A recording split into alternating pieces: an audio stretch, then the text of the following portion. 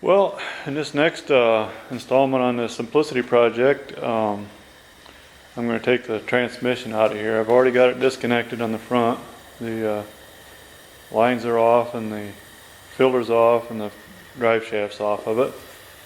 And so the next thing I got to do is to take the fuel tank out so I can get down to the transmission mounts better. And that involves taking the two wires off of the fuel level sending unit. Get the camera down here.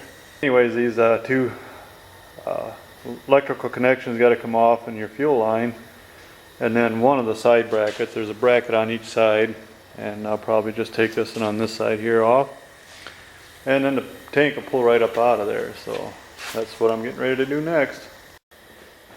Okay, so these electrical connections for your sending unit, those are 3/8.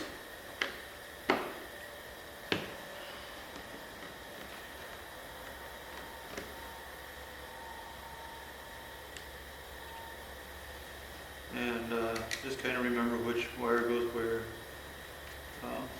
They're using black as a ground, and ground is your outer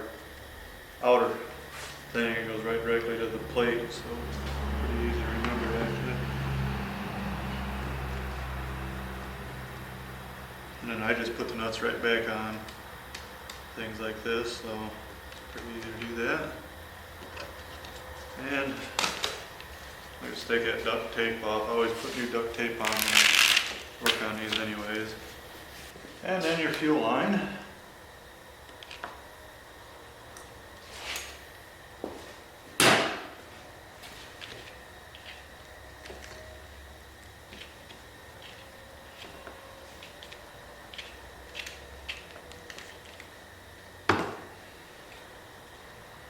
Then I try to hang this fuel line up a little bit high if I can.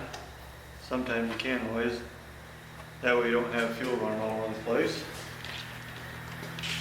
Okay, so that's all out of there. And now for the bracket. And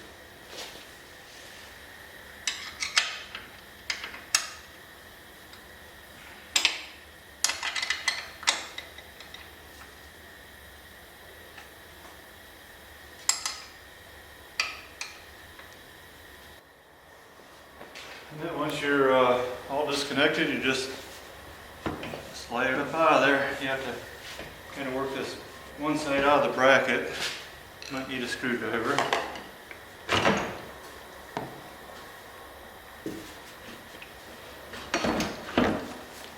And that's the fuel tank.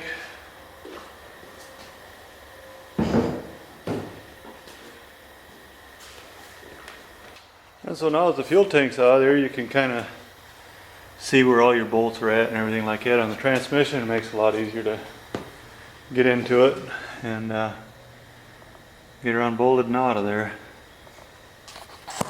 Okay, I pulled the wire loom out of the way so I can get to that about a little bit easier, and I moved my hydraulic lines up out of the way so a little bit clearer there. And now the next thing I'm going to take off is this gizmo right here, which is your drive linkage. And this is an adjustment. This is where if you have a little bit of creep to your hydraulics, if it kind of wants to creep along, or when you let off on your drive pedals, it acts like it wants to kind of run one way or the other or whatever. This is where you adjust that. And if you notice on here, on mine, there's a little groove right there where it wore. It's got one on the other side here too. It actually had worn in, and I had to move that a little bit. When I reassemble this, then I'll show you how to adjust that. But anyways, so the next step I got here is to remove this whole thing, and that takes it out of the way for the transmission then, and then I'll have to remove some more linkage yet after that. So I'll get this first part off. Okay, that bracket's off there now.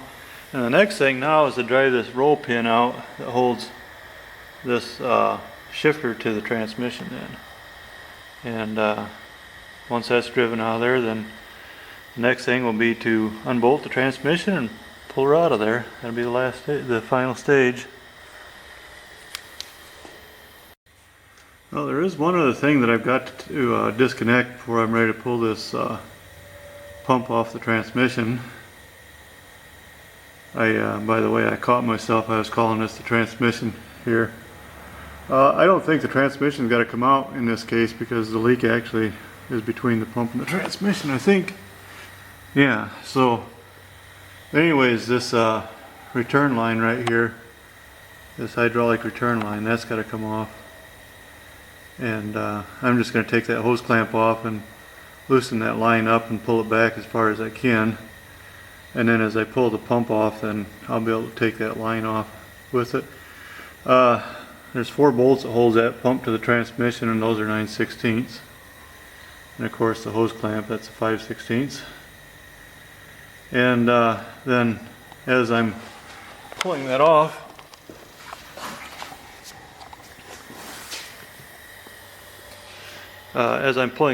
it's going to pull it out of this shaft that goes to the PTO clutch in the fan.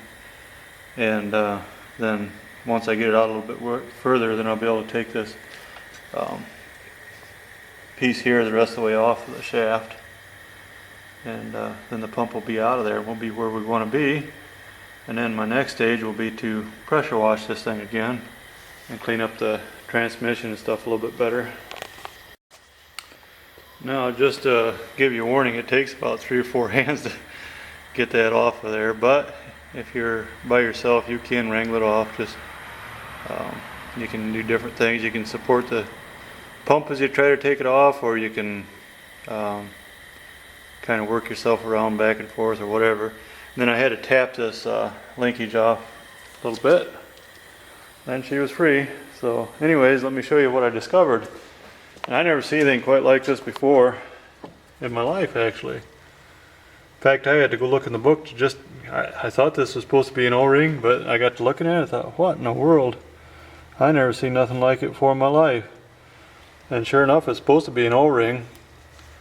I have never seen an O-ring smash that way. I can't even begin to imagine what makes it smash like that. But, so anyways, it's cool in a way because now I know what the problem is, and it should be easy enough to fix this thing. And leaves me with a tough choice. I can either get this O-ring from Simplicity for, probably like $30, or I can go to CarQuest or someplace like that and get one for like $1.25. So, what to do? Oh, I already made up my mind. I'll go get one for $1.25. So anyways, that's the transmission out, or the transmission, thank you. That's the pump out. As you're watching my videos, make sure you don't lean too heavily on my nomenclature. I'm very weak in that area. So the next thing I'm going to do today is I'm going to wheel this out. I'm going to put some good old foam engine cleaner on here, degreaser on there, and let it soak for a little bit, and then I'm going to wheel it out and pressure wash it off. And before I do that, I've got to plug off anything like a hydraulic hose or that opening on the front of the transmission, things like that, so that I don't get water into the wrong areas and damage stuff and whatever. And then I'll take her out there and pressure wash her down, and it'll be ready as soon as I get the O-ring. It'll be ready for the reassembly process. So thanks for watching.